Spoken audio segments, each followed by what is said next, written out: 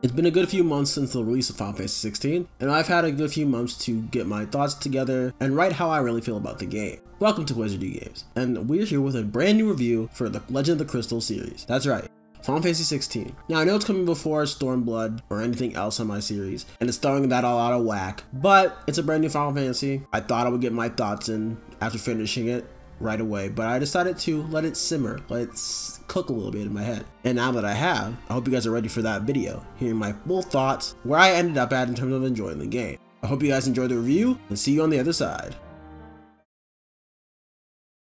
The world you seek is but a fantasy! The only fantasy here is yours, and we shall be its final witness.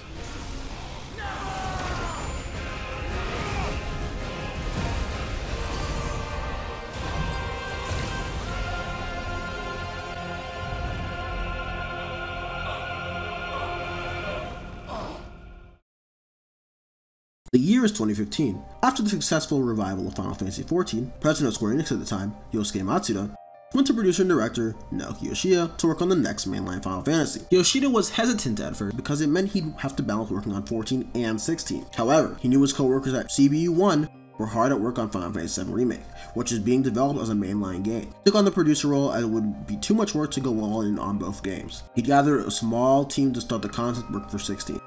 Hiroshi Takai, battle planner Mitsusushi Gondai, character artist Katsuya Takahashi, and writer Kazutoyo Meihiro. They made sure not to have more devs join the team until the foundation was set. That way, there will be no creative decisions hampering development. In an interview for IGN around the release of Heavensward, he stated that his next game he'd like to wait to announce it until it was in a playable state. The first thing the team did was research what the big popular thing was at the time. That being Game of Thrones, the biggest series in the world. Alongside user research, they found that many fans were tired of sci-fi fantasy Final Fantasy and it felt static, so they wanted to do something fresh but familiar. The world that they wanted Meihiro and Koji to build took inspiration from Game of Thrones, medieval time period, NES Final Fantasy, and real-life mythology. Then they wrote the story around the world that they had created. The final story has not changed that much from its original draft. It was always meant to be a story about war and blood. Something new for this game though was that it was made in English first and foremost, then translated back to Japanese. Lip sync, mocap, dialogue, and the story were all crafted this way. On the art side of things, Kazuya Takahashi did world design in every character. They couldn't put his work in the game one-to-one, but it was a mix of realism alongside his art, so the game had a stylized realism similar to the CBU1 Final Fantasies. For the combat and level design, they decided they wanted an open linear experience. In an interview around the release of God of War 2018, Yoshida said to IGN he wanted Square Enix to make a AAA experience on that level of God of War and Horizon. Seeming to me his intention was always to make something that was similar to those games. Audio design is something they had to get right when it came to music, voice acting, and other small things. For voice acting, they wanted a particular person for Clive. That was Ben Starr. During his audition, he auditioned for another character in the game, but the audio director went to Koji Fox and told him, "This is our guy." Ben came on and put his all into that performance. According to Naoki Yoshida, when they couldn't get Clive's expressions right, they looked at Ben Starr and used that for inspiration. By the end of the development, when it all came together, they knew that they picked the right guy. That's just one of the many examples of the perfect voice cast they have in this game. When it came to music, you know they had to get Soken. Soken worked on the game while being treated for cancer. Despite that, he made sure that he put his all into the soundtrack, along with the other composer that they hired for the game. Soken was just a sound director. He didn't do every single song. They have at least 5 other composers. Soken did at least 300 music tracks. While Mitsusushi would be one of the battle planners, they needed more people experienced in the action game genre. To do this, they brought on the best action game devs in the company, the Kingdom Hearts team for one. At first, Tayasue didn't know if it was the right thing to do, but he was convinced and they worked with CBU3 to make this game possible, alongside Platinum Games. But for their in-house team, they hired Ryota Suzuki to help make Clive the best he could possibly be. Ryota Suzuki comes from a background at Capcom. He worked on games such as Devil May Cry 5, Marvel vs. Capcom 2. Ryota tinkered with Clive as much as possible, according to interviews, to make sure he got him perfectly right. For level design and structure, they looked at God of War 2018 as inspiration and Final Fantasy XIV, their bread and butter, and it's very obvious once you get into the game. The open linear experience allowed them to make a story that was focused while also having some kind of freedom to do stuff in the world. Final hurdle the game had to get over was if it would be cross-gen or PS5 only. At the end of the day, they decided on the PS5, as it would have added another year of development to make it run well on the PS4. Everything figured out, it was time to reveal the game at the first big PS5 showcase. I already went over the reception with the Final Fantasy fanbase in a previous video, so I won't do that again here. After all the marketing at the Game Awards 2022, we finally got our release date of June 23rd, 2023. On release, there was a strong critical reception. As the time went on, the game became more mixed than positive or negative among Final Fantasy fans and even some critics. So I hope you guys enjoyed that small little development history, as there's not much to go around. Even with the Ultimania out, it's not fully translated, so I couldn't add anything from there. But maybe in the future I'll make a separate video about the history of Final Fantasy XVI's full development as Ultimania gets translated more and more. Let's just get into review now. Is this the greatest game ever made? Is it the big new Final Fantasy for me? Did it beat Final Fantasy VII? Well, let's see, shall we?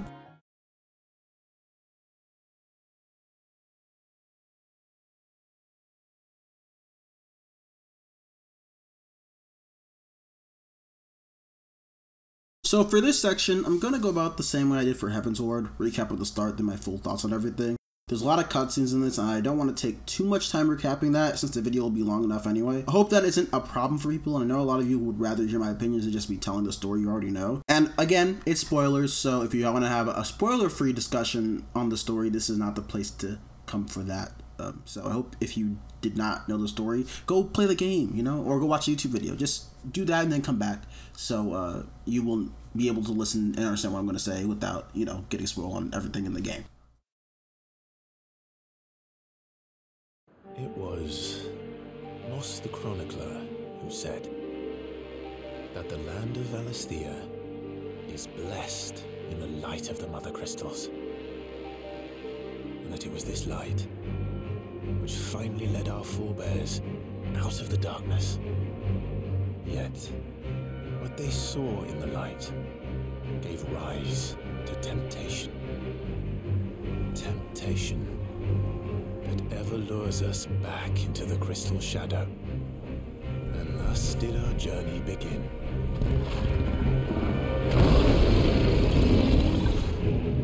Says our hero, Wyvern, as he looks into the fire and does what seems to be recalling a memory, broken out of it when he's reminded of his job, finding she was dominant. They are here to do nothing else. He rubs his mark. His leader puts out the fire with what looks like to be a liquid crystal. He says, Wyvern is the key to this mission's success, and they head off. A war is going on. The Republic and the Ironbloods are in a vicious battle. Crystal bombs, magic flying, axes grinding through each other. It's brutal, while the prelude of Final Fantasy plays. We move to a meeting between the country of Elude and the Republic. The king refuses to give aid, and his reason, according to the woman, who can cast magic without a crystal, which shows anger of some people in the crowd, is because the Republic's dominant hasn't taken the stage yet. Their dominant, Hugo, has a very conniving heir to him. He and Benedicta have some PDA going on before we move back to the battlefield, where the dominants take form. The Titan is huge, but Shiva is no slouch herself. They engage in a battle that wreaks havoc all over the field. Wyvern's group loses a man, Biast, and he gets knocked on his ass. As Wyvern is dragged away, he calls out, "Brother," as we head into the past, to 13 years ago. Wyvern, whose name is Clive, is awoken by his brother Joshua and friends, Jill, Dog Torgal, and Rodney. After a scuffle with Rodney and being named a true shield of Rosaria, he's healed by Joshua's Phoenix Flames, even though this is doing some kind of damage to Joshua himself. Their mother, Annabella, comes to get Joshua. While Clive tries to respect her, she doesn't feel the same towards him, and everyone knows. After this, they make way to meet Archduke Elwyn. He greets his children and tells Clive war is coming, and asks him to meet him at the castle. For that, Clive runs into a bear, a slave in this world, and his master. Clive treats them with more respect than the owners do. As you go around, you notice more of them being used to do stuff that normal people can't do, like fill a well. After saying goodbye to Jill and Torgal, he makes it to the throne room and meets with Elwyn. They speak as equals. They talk of the Blight slowly taking over the land of Rosaria, and the only thing to save them is if they take the crystal from Drake's breath. Before that, they go to the Phoenix Gate to listen to where their ancestors were Joshua, but Clive has another job to do before this. He is to go to Stillwind Marsh and see if beastmen have really taken over. If they have, take them out before they spread into more of Rosaria. With this information, Clive heads to bed, and we get a scene with Elwyn and Annabella, arguing about Joshua becoming the Phoenix, and Clive. She is angry at how he seems to love Clive more than Joshua, and he brings up how he's the only Archduke because of his father's early death, and she shouldn't try to seduce him with those words. We then move to a scene with Clive and Jill, where he himself won't pray for his safe return, but Jill will instead. He'd rather use his power to protect Joshua instead of praying to some god. Jill talks about the past for a brief moment, and we learn she is there because her people lost a war with Rosaria, and she was taken hostage. He tries to have a tender moment with her, but he can't, so he goes to bed. Next morning, Jill and Joshua say goodbye to Clive, and they go their separate ways. He rides to Stillwind with two people, Wade and Tyler. When they arrive, it's indeed filled with beastmen. They beat them in a Marlboro, then make a comment about how the Blight's spreading and head to Phoenix Gate. At Phoenix Gate, Clive has stories told of his fights to the other men, but he isn't there to hear it. Elwyn worries about Joshua. It starts up a conversation, noticing he hasn't eaten his carrot. Joshua questions why their family has to be the Phoenix's dominant. Elwyn says they are blessed, but Joshua finds it unfair. As the men start to sing and dance, Elwyn joins them while Joshua leaves. He doesn't feel included in this. Clive and Torgal are chilling, chillaxing. Since he's not one for gatherings, he talks to Torgal, who's a fantastic listener. Joshua meets up with them and talks to Clive about how the men were singing his praises. Clive tells Joshua about how he is jealous of him, and how he's had to work hard to get praise. But Joshua feels his praises aren't really towards him, and more towards his power as the Phoenix, saying it should have been Clive, as he's strong enough to be a leader, unlike him. Clive tells him that each have their duty, and his is to protect him, and he'll do it no matter what. After this conversation, Joshua heads to bed. We move to a different scene, where guards are checking a cart, but they didn't really check good enough because they get their throats slit. Are they stupid? They get their throats slit by soldiers from Sanbreque, who start to invade. Wade wakes Joshua so he can get him out the castle safely. They notice that they had some traitors in the midst by looking at their sashes, and some of them were there even before they left the duchy. They run into Tyler and Joshua heals him. Clive meets up with them and Elwyn. Elwyn sends word to Rosalith about what's happening. Clive instructs Joshua to take Elwyn and himself to safety as he clears out the enemies still in the building. Joshua doesn't want to, but Clive convinces him. Clive and Rodney Murdoch finish out the rest, which result in a crazy freaking good first human boss. They realize who the invaders are. Clive then realizes that the escorts he sent out with Joshua are pretty suspicious, and needs to head towards his father and Joshua. He's interrupted by the Final Fantasy VII Remake headache, and sees a hooded figure. The hooded figure says something, but it's inaudible. We move to Joshua escaping with Elwyn. As they get on the chocobo, they are attacked by their escorts, who are traitors. Among them, Elwyn is decapitated, and Sir Wade and Tyler try to get Joshua out, but it's too late. However, because of the trauma that he's going through, Joshua awakens to the full power of the Phoenix. He burns everything around him. Clive eventually sees it in the sky and tries to call out to his brother, but Joshua has lost control and is killing anyone who gets in his fire. Clive tries to run to him, but is almost hit by a rock. Thankfully, he's saved by Ambrosia. Clive is hit by another Final Fantasy VII Remake headache and sees the flaming man before a fire pillar shoots from the ground. Out of it, a second icon of fire is born. Lord Murdoch is consumed by the flames of the icon as it roars at Joshua. Joshua finally comes into full control and attacks Ifrit to protect himself. We are back to the start of the game. Joshua and Ifrit duke it out, and Ifrit doesn't let up. Just when Joshua thinks he has the upper hand, Ifrit jumps up on him and starts tearing into him. As Clive, who seems to be next to Torgal, tells him to stop, he doesn't listen and kills Phoenix. Clive vows to kill Ifrit. His quest for revenge starts here. Dawn comes and we see Annabelle with Knights of Sanbreque, saying they shouldn't have killed Joshua, as he was the only son she loved. She sees Clive and wants him dead, but before killing him, she thinks he'd make a good slave. So he gets to live unlike her handmaidens and everyone else in there. Clive says one last thing: Joshua. And with that, our story begins. Strong start, I'd say. Tells you a lot about the brothers. Their insecurities of what you go down from one man in the family to another, and I think that's pretty neat. Each one of them has something that they feel they can't do. I loved it. You learn about world events leading up to the start of the game, which includes stuff like their family customs and hints of things to come later, which mostly include the mystery of the dominance and the icon, Ifrit himself. I do think though there's some stuff that isn't told to you. You can get some of that from the facial expressions and body language. A lot of that subtle stuff. But you can also get some world stuff from the ATL, which I don't think gives you enough information about the world in the game throughout it, and kind of gives you little blurbs. It's a worse version of the data log from FF13. At least the ATL, which you can go get more information from a later part of the game, in the part of the game that's similar to Jiminy's journal from Kingdom Hearts. But the ATL itself, which they hyped up as getting you caught up so you don't have to miss anything, isn't really true, because I think some things are still not explained to you well enough in it, even later in the game. One of the game's flaws is explaining the world and characters better to the player, which I'll get into later. With saying that, I do think the start of the game is great and does a lot to pull you in to make you want to continue on with the game, but is the stuff after it just as engaging? I'd say, for the most part, no. Mostly due to how the game paces things. Naoki Yoshida compared the story to a roller coaster, and I'd say it's a really good one, but not the best one you'll have ever been on. Mostly due to the big story events being so good, but a lot of these smaller events leading up to them feel hollow. Sometimes the moments leading up to those big events feel like they have the same amount of effort as the big, huge, humongous, flashy events. And other times, you get stuff like this. Man-made. I'll get to the point then. I want to turn the room down there into a workshop like the one I had at Dad's place. Mate, you've only just come back. And I've been thinking about it for a while. Dad said I had a knack for engineering, told me everything he knew about it, then sent me off to Canva to learn everything he didn't. That was his dream for me. that one day I'd put my studies to use for the good of the cause. But I'm helping no one stuck at school. I've studied enough. It's time I put my neck to work. I know that I can help the people here, and I want to do it. Well, well, well. If Sid could see you now. All right. I'll tell Otto you'll be staying.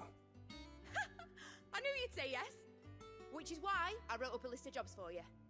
For me? Who else? What do you want me to do?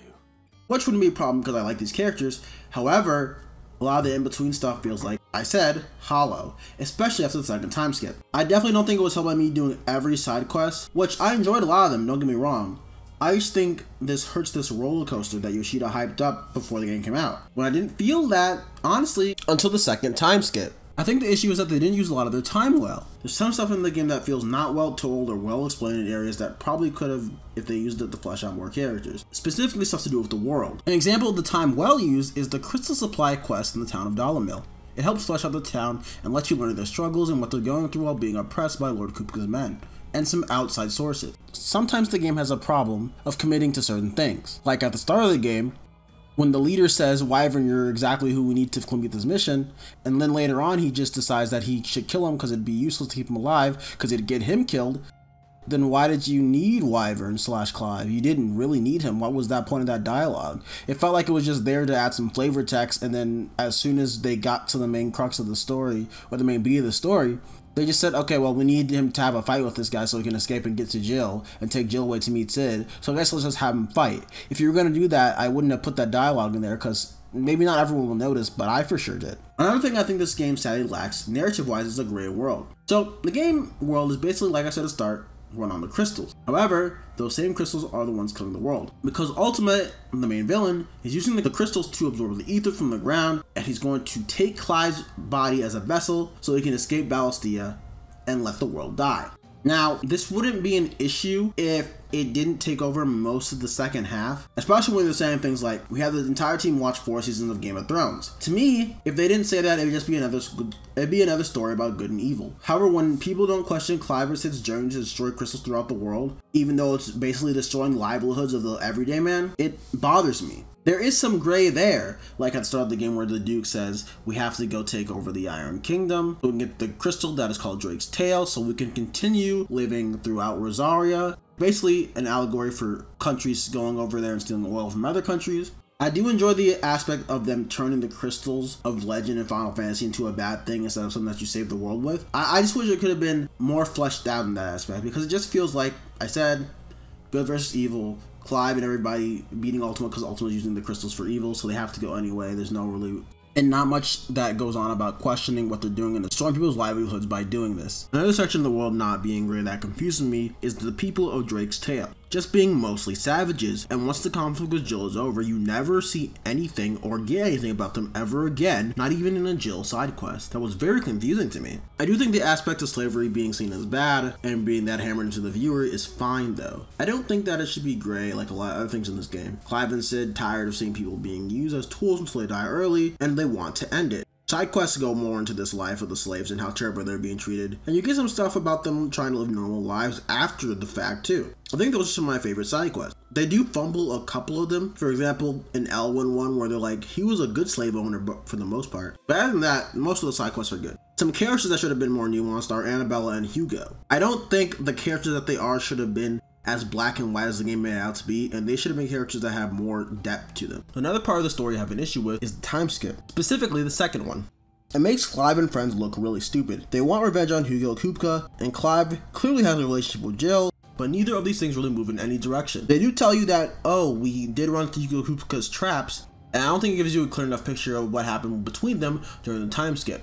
There is some stuff about the world like Sembrex moving to another place and Wolude's capturing more land, but that's really it. There's nothing to do with the main characters. I'm glad the world moves in a way, but I wish the world moved along with our characters and they didn't seem like they were standing still in time. They do have a part where they say Clive met mid off screen, but I wish they had shown that on screen. Same with the new recruits that they got to join their cause to free the slaves and destroy the crystals. Once you take control of the characters and start doing side quests, it's like they started moving again. There was 5 years I feel like some of the stuff should have happened in a cutscene or something like that to give us the impression that time is moving forward. I also find a lot of the story stuff can be very weirdly handled in areas. Like there's a part in Waloed where Clive and Joshua have a fight over him basically manipulating Jill into giving Clive her powers. You think it'll be a mini arc about a friction between the brothers and how their relationship is eventually to get solved when they get back together. However, it's resolved in the same scene. Or when he's brought out of his despair state in like 5 seconds, which I thought was great in a vacuum. But again, it comes off weird because of how fast it was handled. Since I've been talking about characters, let's get into the characters. The game has a strong cast, but some characters do suffer. Clive is not one of those who suffer. He starts off rough trying to push people away, with his mind only focused on one thing, getting revenge for Joshua. But once he meets with Sid, Jill, and the Hideaway crew, he starts to become more vulnerable and open to them. Once he accepts the truth of who he is, he changes his quest. A quest for freedom for everyone. A quest he takes on from Sid. He's strong-willed, kind, and caring, but he's not afraid to get his hands dirty. He will kill when he has to.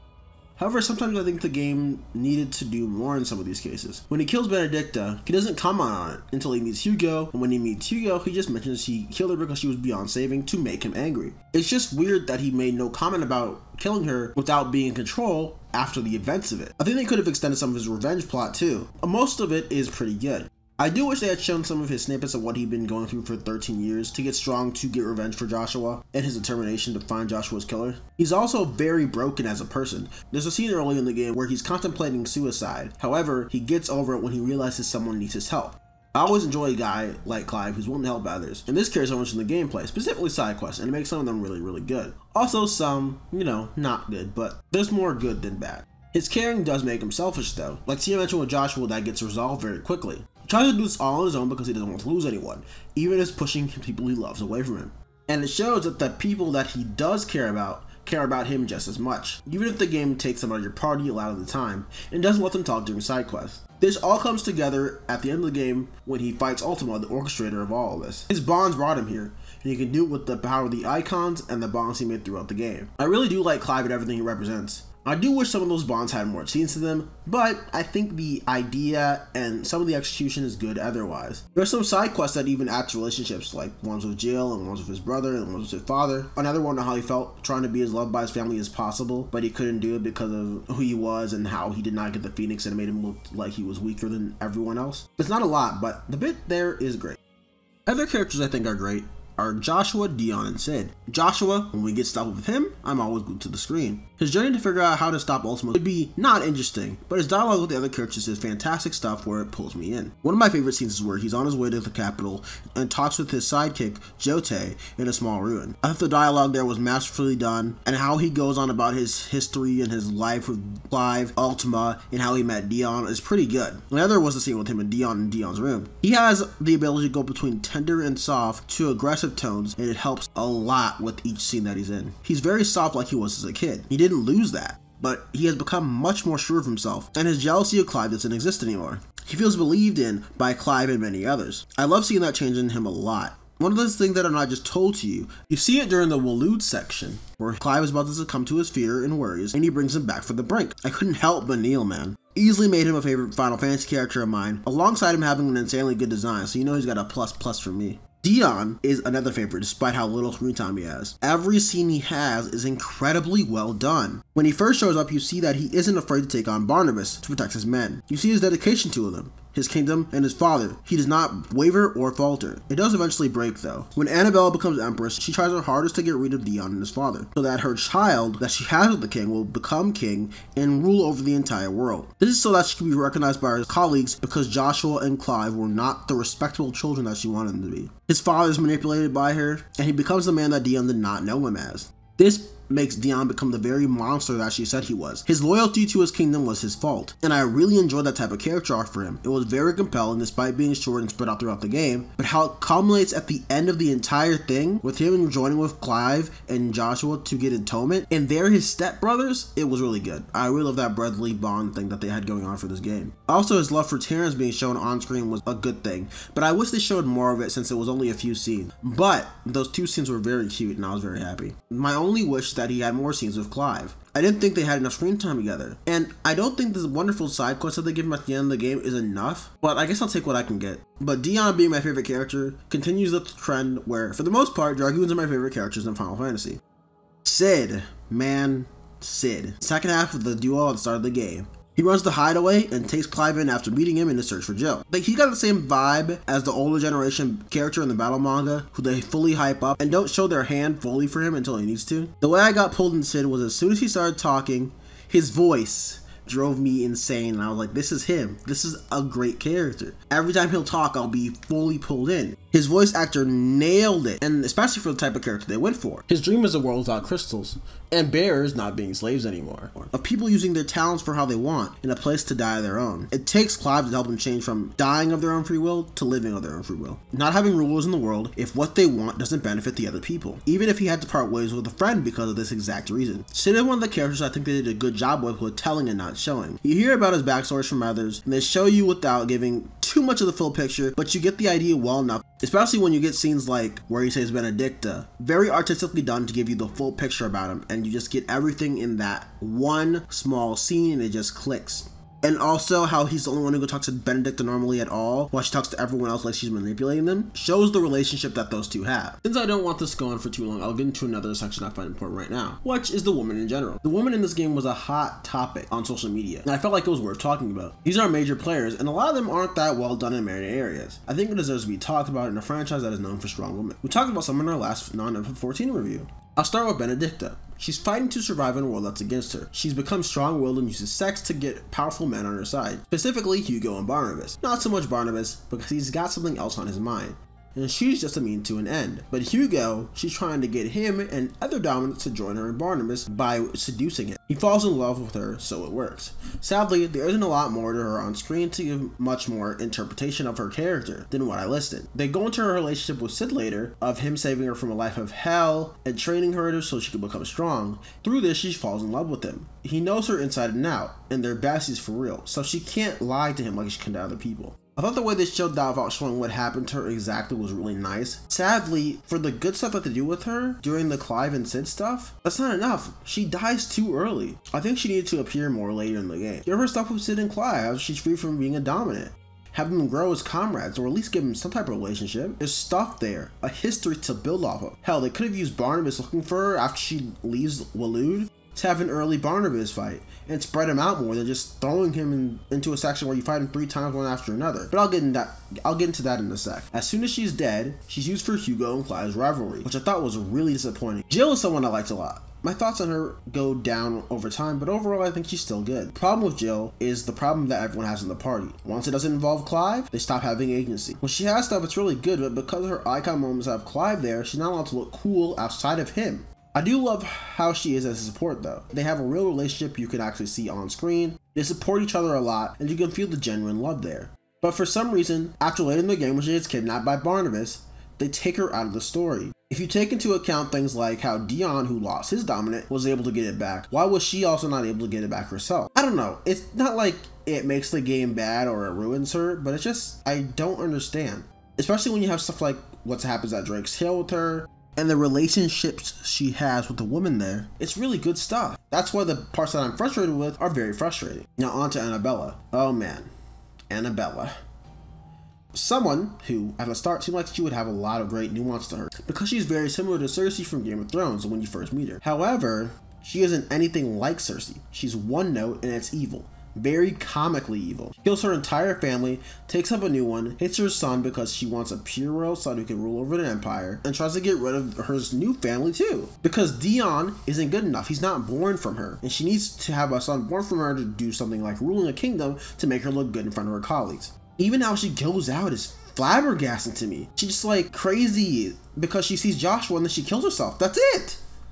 There's no proper resolution, even though there's a scene before the fight with Bahamut where she acknowledges Joshua's existence and calls her baby boy. But for some reason, when he finally meets her, she says he's a ghost and kills herself. I didn't get it. I didn't understand what they were going for there. Now, I won't say it's not realistic because we see cartoonishly evil things happening in our world all the time. However, in a game that was, again, told to us by the dev team that they watched the first 4 seasons of Game of Thrones, the actually really good and well done season, they sure don't show it a lot of the time. So in my opinion, he just comes off as really bad and a terrible character. I can consider it to the other women in the game, Benedicta and Jill, because there's something there, right? But for Annabella, there's nothing. And honestly, when it comes to the Game of Thrones stuff, that's as far as I would go. Like, there's war and people taking over kingdoms and, you know, conspiring and things, but the closest they got to having a Game of Thrones like situation was with her, and they fumbled it. There are fun side characters that I really do enjoy too among the women. Like Midge, she's fun, and I love her stuff when it comes to her and said side quests. They're really, really cute, and you can tell that she and her dad love each other very much. But she's also very funny in cutscenes and gives Clive a lot of good support. I'm really glad that she exists. Martha is another one. She helps the Branded by buying off the dying ones from their slave owners so that they can die without suffering at a church not too far from her town. She also houses the leftover Knights of Rosaria. She builds a new town later in the game where the Branded can go live and start new lives. Tharja is a medic who takes care of the hideaway bearers and soldiers. She has a side quest that goes more about her personality, but because she's a side character, she doesn't get a lot in the main story, so you have to go out of your way to get that. Then we have Sharon, who joined Sid because she wanted to stop selling to criminals and wanted to have a better life. Her and her nephew, Goots. There's also Vivian, but she's not really a character. She's a lore master, and honestly, her scenes can get kind of whatever, because a lot of the time, minus the first time, they just repeat the things that you already know, which I found very disinteresting and didn't really enjoy it. And last but not least, Jote, Joshua's partner. She's fine and cute. My issue is that they tell us that she's really strong and quick with a blade, but she doesn't really show it. It's one of those things that I wish they would show and not tell, but you know, what can you do? I can't forget my two favorite side characters, Uncle Byron and Gav. Gav is like another brother to Clive, and their relationship is really strong. When they first meet, Gav and Clive are kind of distant, but as the game goes on, they get closer and closer. Gav is traveling with him to Rosaria to help free the people that are still stuck during Hugo's attack of the town. Also him going with Clive and Joshua to Elude to help them figure out what to do there, and saving someone who's stuck there alone with her child. Gav is really good, a very heartfelt guy, a very great character who cares about everybody around him, even after they're both gone and he's left out to hide it alone. And Uncle Byron, man, Uncle Byron is the father Clive doesn't have anymore. As soon as you get to the scene of Uncle Byron inside his mansion and Clive does a little play pretend thing with him, I got legit teary-eyed. It was wonderful. It was perfect. And he keeps that relationship going to the end of the game. He's really funny. He adds some good comic relief that's, I think, is needed in certain areas of the game. You know, you can count on Uncle Byron to give that to you. And I think every scene with him is fantastic. His love for Joshua and Clive is beautiful. On to the last two dominants, Kupka and Barnabas. Barnabas is one thing and one thing only, a rival character to make Clive stronger and nothing more. He plays that role well. Sometimes. He loves his Lord Ultima. He will do what he must to help him. He gets in Clive's waves to bring him closer to him and to test his will. His boss fight is really cool in a game that's kinda easy. It was nice, but I think this should have been spread out more. He should have been more impactful, even if he's pushing Clive to get stronger. Instead of having these spread out through multiple sections of the game, we get them all one after another because the game's bosses are structured like a Battle Tower manga arc, where you have to go up one after another instead of doing it more naturally. I still enjoyed him and Selfner working in the background to do everything for Ultima, but it could have been way better. I want to say I really enjoyed him despite these things, but after sitting on it for a while, because everything was one after another, he repeated the same dialogue to Clive too much for me in such a small amount of time. I don't think he really did the job well as it could have been. Hugo is another disappointing character, because when you see him, he's clearly a guy who's conniving, will do under the table things to get what he wants, and we only get 3 scenes of that. The rest of it is just him crying over Benedicta. If it was a mix of this, and Benedicta wasn't used as the only way to get him to fight Clive, I wouldn't have minded it, but as he is now, he disappointed me. But I loved his boss fight, so who's to say if my complaints are worth listening to? I want to love him, I really did. I just wish I got more of the former than the latter. Last but not least, Ultima, the god of Balastia, and the ancient ones before the humans. They are cold and detached from everything around them, feeling unthreatened and above everyone else. He and his race left their original world because of the blight caused by their magic and landed on Balastia. When it was clear that eventually Balastia would also be eaten by the blight that they got from their world because of their magic, he decided to take what was from this world and create another one. Ultima would be the one in charge of this world, and he'd have clones. Clones that would be the core of the Mother Crystals, so they would drain magic, enough magic to cast Rise when humanity had birthed Mythos, the perfect vessel for Ultima. Ultima is the anti-Clive, a foil to him. As Ultima casts off his bonds with humans and his people, and only cared about himself, he didn't need anyone, but unlike Clive, who needed everyone to get where he was. And his goal, what he said he would do when he leaves the world? Destroy humanity, and the only creatures that would survive the leaving would be him and his clones. He could, however, not take Clive because his bonds with other people have grown too strong. And I like that Ultima gets more scared as the game goes on because of this, eventually culminating at the end of the game, losing to Clive because he wanted to be alone, and of course that does not work in our world of Final Fantasy. Despite feeling like Ultima did not have much to him and that he could have been a lot deeper with these themes, I enjoyed the clashing of ideals at the end, but I really wish this game did this thing of not repeating dialogue over and over by using the exact same words. I think there are ways to repeat the same type of dialogue you want to get across, but using different words to have it feel like there's more meaning to it. I don't think this game does that very well. He really isn't up there with my Final Fantasy villains, but I think he's perfect for this game and what it's going for. Overall, I did enjoy the story and the characters' writing throughout the game, but I still had issues, and I do wish they had done another draft if that interview is like 100% just them saying, yeah, we did one draft. If it's not, then I guess I wish they did another draft after the second or third draft, because it still feels first draftly, because it got across the good parts really well. But a lot of stuff I have an issue with, I feel like could have been fixed if they went over it multiple times and put more effort into tweaking those things and adjusting them. When I first beat it, I had it up there in an S tier as my favorite Final Fantasy stories, but now I can't really say that. However, I can say it's really good, and I think there's something there for somebody. I know a lot of people who love this story to death, so if you find something there for you, don't take my word for it as saying that it's, you know, it's whatever, or it's just good but it's not like great. You can find something great in this, and I really think there's something there for a lot of people.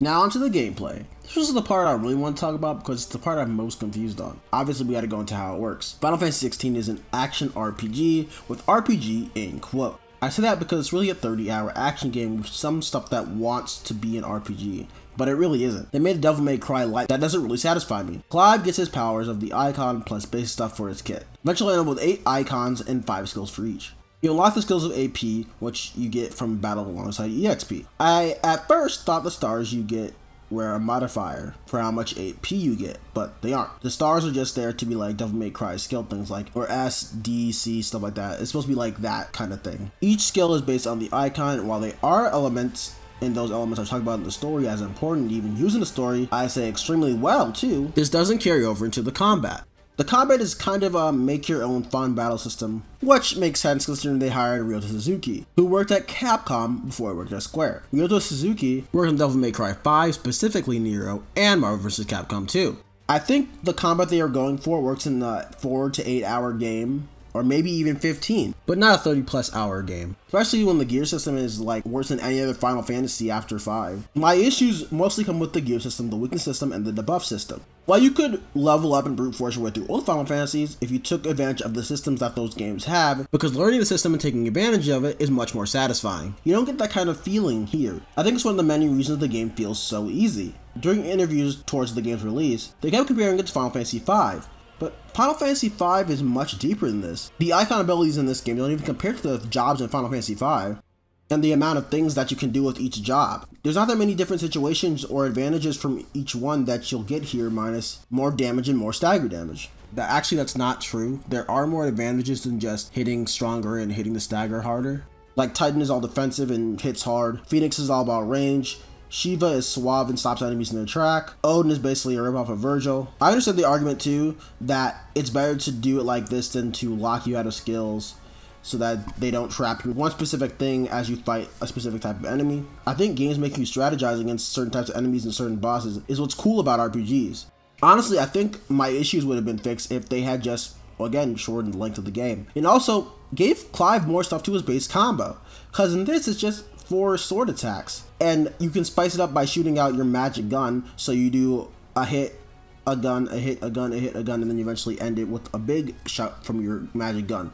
But there's no advantage to having different magics on for each icon, and it kind of makes the base combo feel samey, so when you're loading up a cooldown skill, you're kind of just feeling limp. I think if the gun had elemental damage to it, and also Clive had combo modifier similar to Sora and Kingdom Hearts, I wouldn't care about most of my issues with this game because I would have a lot of fun doing stuff in his base, not having to wait for cooldowns. I feel on hard there is more stuff to do and learn about the game, so it is a lot more satisfying.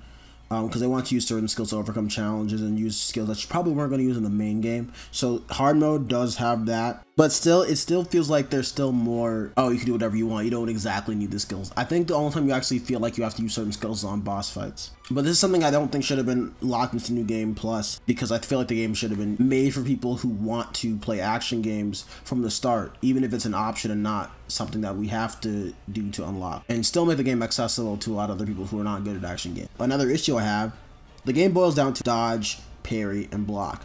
You have to get a parry timing down, so it's not like parry is baby easy, and blocking you can only do with Titan.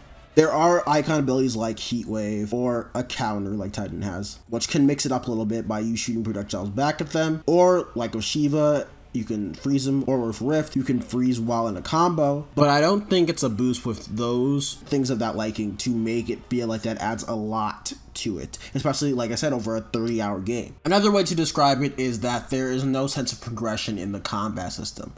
You don't really build towards anything. Like, yes, you use your AP to buy skills, but it's not the same as learning something like playing an RPG that's like Kingdom Hearts or Final Fantasy VII Remake, for example. Like, for example, in 7 Remake, you're building up your proficiency bar with each weapon to gain a new skill. In this one, you can get AP from anything. Any attack, any skill, or not even using skills at all as long as you beat an enemy. And as long as you beat that enemy, you can get AP to put into your skill points. And I know that's in a bunch of RPGs, even like some classic ones where you just level up and get new skills. But I think coming from current Square Enix creative teams, where they literally have people from these games that I'm talking about, like Final Fantasy VII Remake and Kingdom Hearts, it feels weird that they would backtrack and not do something similar to that. Even in those older RPGs, for example, I'm playing Star Ocean 2 Remastered right now, the leveling up feels more like a natural progression to getting stronger, which is obviously the point of experience in EXP,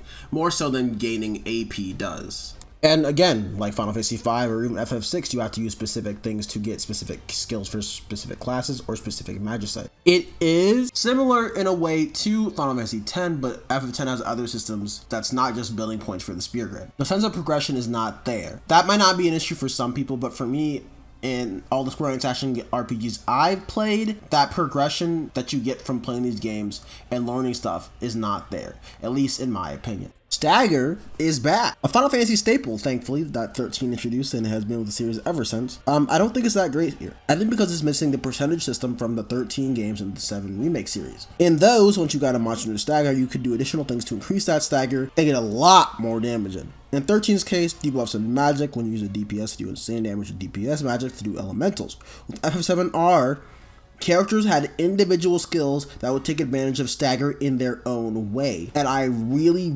like that. It wasn't just do more stagger damage. And 16 doesn't have this. You break their will gauge, which is the new stagger gauge, and you just go hand with the skills and keep doing more damage. They do have stuff that increases that chooses how fast enemies do get staggered and how much damage you do in the stagger, but again, that's really it. And when I say percentage goes up, that is a thing in this game, but not in the same sense that is in 13 or 7 Remake.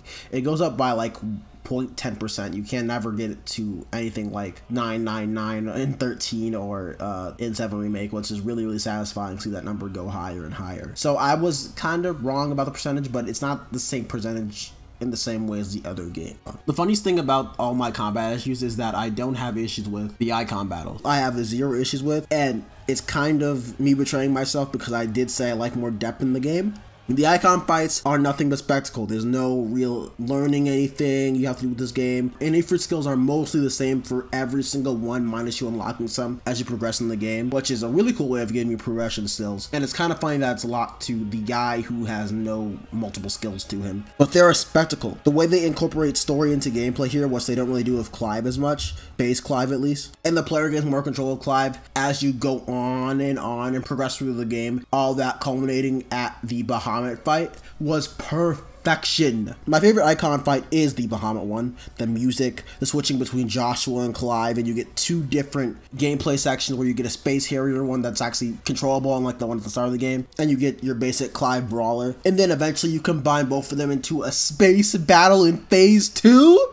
I was freaking blown away, man. The appeal of the icon fights can be lost on the second playthrough, but I don't think that's true for the Bahamut one. I think the Bahamut one keeps its same coolness no matter when you do it. It definitely feels like Platinum worked on this aspect of the game, which is funny because I'm not a huge Platinum Games fan, but I really love the icon fights. Let's get into the party system, or lack thereof. So you do play as only Clive, but get AI party members. However, you do not get to set them up in any way. They're kind of just there. Even Torgal, who you do have some control over, can feel non-existent. You can use him as setup, and when he levels up, he gets more heal, but you don't even get control over that level or told when he levels up. You have to go check yourself in the menu. Eventually, he'll become friendlier in the gameplay and story. It's kind of brushed off, though, because it doesn't really do anything. Like, he gets a stronger shooty attack, but you yourself don't get to control when he does that, so it's just random. The others are always in the background doing their own thing. Sid, Jill, Joshua. Those are the only 3 that actually join your party. And for the most part, you'll probably miss whatever they're doing because you're focused on being yourself. So them being there at all feels pointless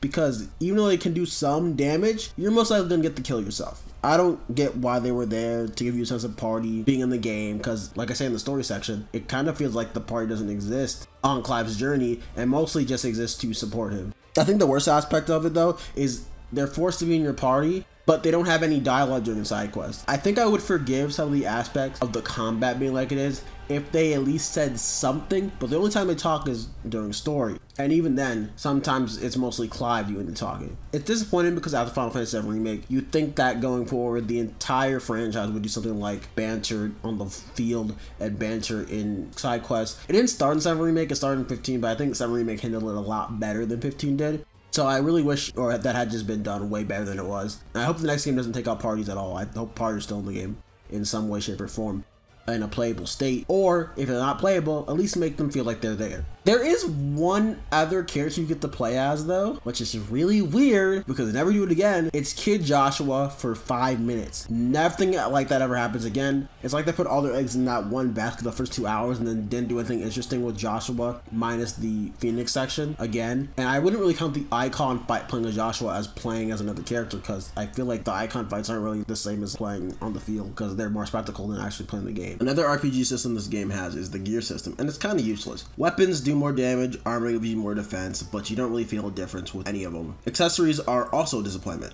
At the start, you get stuff that lowers cooldowns for your icon skills, but the icon skills you're going to use anyways will have lower cooldowns because of maxing them out, and also when you correctly time and when to use them, you'll get a faster reload of it. So eventually the accessories feel kind of pointless and moot, even as early as the first few hours. I feel like if you're going to have a gear system, you should fully commit to it and not do what they did here because it just feels like they're doing it to be called an RPG, even though it's not necessary. You can just make a game without those things in place and still have a good game. One thing I do think they nailed a lot is the side quest, even if it's a bit of a time sink. Now, surprisingly, I did all of them. I don't usually do that for games, but they help build the world a lot. Some of them are whatever, especially at the start, but once you get to the 5-minute time skip, you unlock plus side quests, which give you things that are important to your kit, things like item count. Even then, there are some non-plus ones that have good stories towards the end. I think once you do hard mode and New Game Plus, the flavor that the side quests give for Final Fantasy 16 are gone because that luster is not there anymore. It's something that you only get to taste once, and once you do it again, it just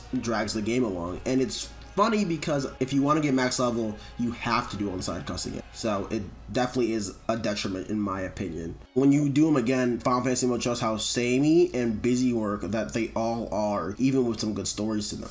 One of my favorites is a later one in the game with a character called Theodore and his sister. You meet them before you fight Bahamut.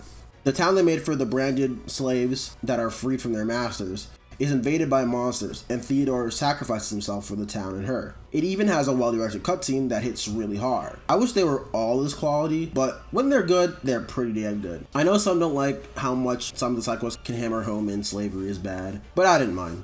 There's 3 more forms of side content in this game: hunts and Quantum trials. The hunts are fun because I love fighting the bosses in this game, but it does bring on an issue of how the bosses all have the same type of moveset and same type of pattern that you have to follow. But the thrill of getting hit and, maybe dying to these hunts is what kept me engaged. Especially the last hunt, I was super into that. Chrono's Trials, on the other hand, are really, really bad because it really shows the weakness of this combat system. The Chrono Trials will require you to use 1 icon for each trot. And because of this, enemies take way too long. One thing the game has a balance with is that mobs go down too fast when you have all your skills, but they take way longer when you have one specific icon ability. Regular enemies with their stagger bars are like this too. And the game also puts a timer in this. And as the timer goes on, you increase your time by beating the mobs that are sent at you in a combat room sort of trial thing.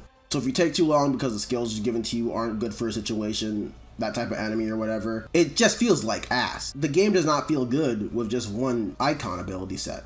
I don't know how they would have got around this. Maybe if they had two different ones for each one instead of just one. But it really shows the weakness of this combat system. The cooldowns should not be there if you're gonna do something like this. It's the only reason I won't get the plat, because I just do not enjoy the Chrono of Trials. The last piece of side content is a hard mode and arcade mode. Final Fantasy mode is a hard mode, as I talked about earlier, and I went over that. But some new things were enemies encounter changes, and they put more stronger enemies in places that they weren't in before to give you more of a challenge. And also, mobs take a little bit more hits to kill. Sadly, they don't add any moves to the monsters, so if you're already good at the game, you won't have much trouble at all. Sometimes some bosses will get you because they hit you harder and use their instant death skills earlier and have a longer instant death bar you have to take down. But in my opinion, that's not enough for it to be a good hard mode. I think each boss should have gotten new movesets, and even the stronger mini boss guys that you find on the map should have gotten some new movesets too, so you can relearn enemies and get new patterns. There are some cool perks for finishing it, like the ultimate weapon, and someone can find more fun in it because of stronger enemies, but I really wish it could have been better.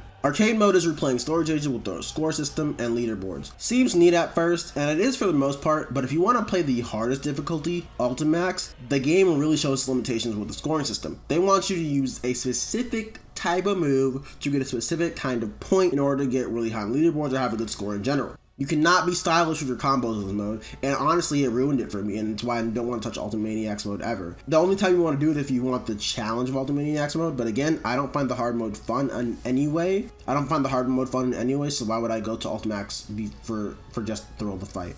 The specific way they want you to do it is to use specific skills that do low damage, but you get more hits in. So they want you to use Titan's attacks over someone like Garuda's or Zantetsuken or something like that. So no being cool. As of this time, they have not fixed it, so I wouldn't recommend playing it still. Maybe in the future with the DLC that's coming out soon. Maybe that'll be when you can have a fun time with Ultimaniacs mode. So yeah, the game needs some fundamental changes, especially if they want us to do stuff like Chrono of Trial mode. Because, like I said, the game is not built around certain systems. It's not built around having one type of icon. The base combos are not good enough to be able to carry you if you have cooldown. But I don't think those fundamental things will change because the game's already done, and they'd have to overhaul a lot of it to get it to be like I want it to be. It's still a good game, but I think it being longer than it should have been really brought out my issues with it, and hard mode really showed that the game's combat baseline is not utilized as best as it could be. There was a good amount of stuff to talk about with this presentation. I want to start off with the cutscene direction. Mayhiro was the cutscene director for the game alongside being creative director, similar to how some other directors of Square Enix to get involved with their games, even with the roles they don't have listed. He and the other cutscene crew did a phenomenal job, honestly. Every cutscene with money has an insane amount of efforts into it. My favorite is one in Dollar where Jote goes downstairs to get Joshua something, and the way the camera pans over to get to Clive and Byron is amazing. I love AAA Square Enix. There's no one else like them. Call me a writer because I am.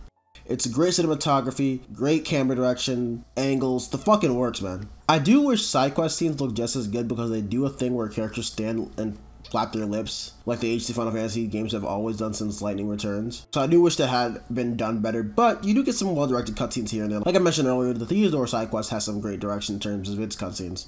Now, visually, in general, it's the prettiest PS5 game, I'd say. Even with Spider-Man 2 out a few months later, I still think this can look a little bit better in areas. This is the PS5 system's seller if you want your pretty graphics. The icon fights themselves are a spectacle, but there's even just insanely well-detailed textures, the clothing looks really nice, it's touched up to an insane amount. The particle and lighting team went out of their way to bring you the best that you've ever seen for a Square Enix game. It feels like Luminous Production worked on it.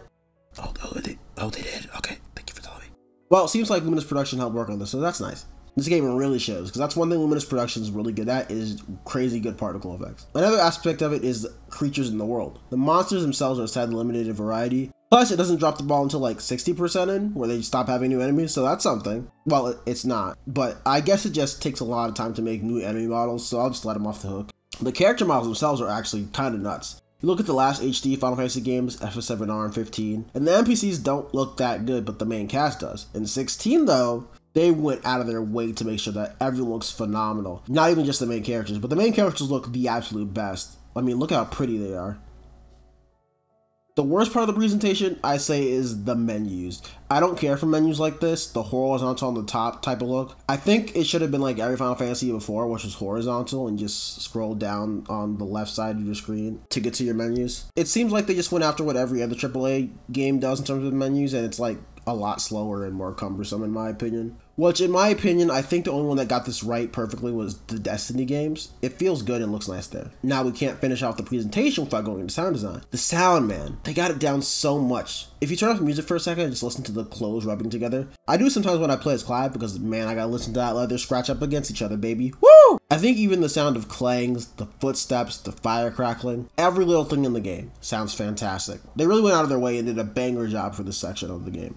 The voice acting is also great. I say it's the best Final Fantasy has done, but I have bias for Final Fantasy VII Remake, so I won't give it that high of a tier. They're all fantastic though, especially Ben Starr. He's easily one of the best VAs to ever do it. How much range he has in his emotional scenes, where he can be loving and caring and angry, worried, kind of embarrassed, it's really, really good. You can tell Ben Starr loves Final Fantasy and he put his entire pussy into this.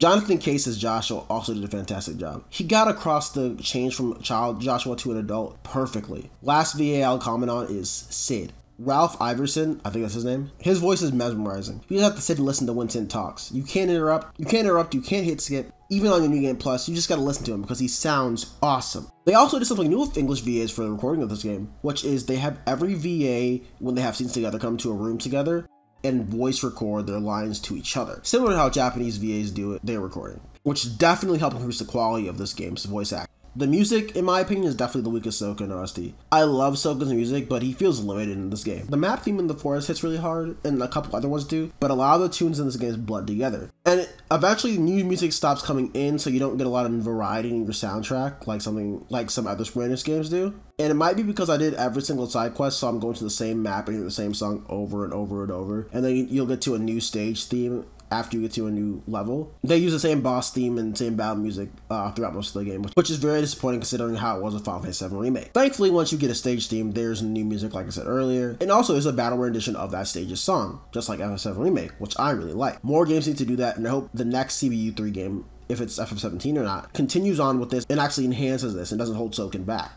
I don't really know why they kind of held Soken back with this game, and I guess it was to fit their realism tone that was similar to the gritty medieval fantasies and TV and books. But I think it did more harm than good for this game specifically. Thankfully, one aspect Soken did not hold back on was the icon fight music, especially Bahamut, like I said before, which is my favorite boss fight. Has my favorite boss theme in too, which is Ascension. But also there's the Titan one, which I think Koji Fox himself sung it in. And also you have the calming and alluring Odin song or Benedict's, which is very, kind of generic, usual boss theme that you get in these kind of fantasy games, but it's still really good. It wasn't just Soken who worked on it, it was Afumi Imamura, Daiki Ishikawa, Saya Yakasaki, and Justin Faradin. But Soken did 300 tracks. Despite it not feeling like there's 300 tracks on this soundtrack. Maybe that's including cutscene music. There's a good chunk of cutscene music, so I assume it's that. But I'll need to listen to the OST to get a better opinion of it. The main theme, Moongazing, was done by Kenichi Yoenzu, and My Star was sung by Amanda Enchin. Both are really good, but Moongazing is my preferred song because I just like the singer a lot more, and it hits harder at the end. The presentation is something they nailed the hardest, I think, out of everything in the game. And it felt like they were saying, we gotta make this the first PS5 game. Which isn't true for a lot of reasons because Insomniac released 2 games already. I think they are the only other company that uses the hardware as best as they can, including stuff like the controller. It's really well done. However, I do think because it's dark fantasy, it kind of loses itself in some areas like the music. So I'm hoping that if they do this direction again, they kind of figure out ways to implement more variety despite the tone that they're going for. And that's my review for Final Fantasy XVI. It's not perfect, falls in many areas, but it does excel in a lot of places. I enjoy the story, I like the characters and their dynamics. Some characters need to work, the world needs to show its nuance aspect more. However, the voice acting, icon fights, and good side quest writing, expanding the world and side content like Hunt, really keeps the game from me just not liking it alongside the other stuff I mentioned earlier. I don't adore it to death like FF7, FF13, or FF10, but it's a good Final Fantasy game. However, for a game that was constantly hyped up, by the devs and by other people that this would be the one to bring the franchise to a new level that's never been at before, as the franchise needed to grow. I wish it had been able to do that. I just don't think it reached those heights that it should have. Thank you guys so much for watching the Final Fantasy 16 video. The next video will not be Final Fantasy related. Well, kinda. But it won't be a Final Fantasy review. Instead, I'm going to be doing a couple of videos where I talk about games I've been playing over the year and games I've been playing recently. As I wanted to do a top 10 game of the year list at the end of the year. I think that'd be really fun to do and have you guys see what games I enjoyed the most from this year. And there were a lot, actually. This year was pretty stacked with a bunch of video games, and I have to record footage for all that, so it might take a bit for that one to come out. But I'll be doing a process of multiple games in the coming weeks to release videos of those. Up first will be Super Mario RPG, as I'm playing that right now, and I just beat it, and I'm going to fight the Super Boss and having a really great time. After that, Lies of Peter Star Ocean, and then we'll keep rolling on from there until I just basically talk about my top 10 games of the year. And I hope you guys are ready for that video. And then after those sets of videos, as the year rolls on and we go by, you'll get the Stormblood video. Probably get the Rebirth one first, maybe Persona 3 Royale, we'll see. But I hope you guys enjoyed my content. I hope you guys come back for more content from Quizity Games. Thank you so much for watching the video, everybody, and peace from Quizity Games.